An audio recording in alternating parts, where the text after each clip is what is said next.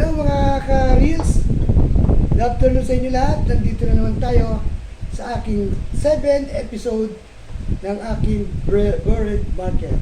Makita ko sa inyo ang isang ibon na may tuka na walang pakpak. Ayan po ang ginawang bird marker ng Japanese Opera. Napakaganda. Pagmasdan nyo, ibon na kuha po to sa loob ng kuweba.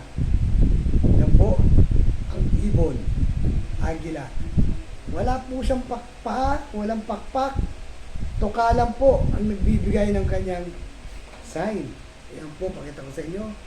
Malapitan, napakagandang bird marker. Mabigat na bato po ito. Galing sa bundok na ginawa nilang bird marker, inukit. Napakaganda, pagmasdan nyo.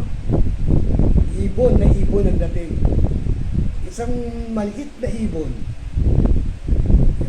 Nabilipad-lipad po yung ibon na yan. Ang ganda.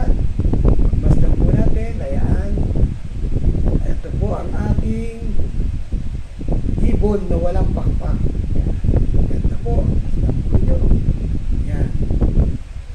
Maraming salamat po sa aking mga kaibigan. Sumusuporta. Adios.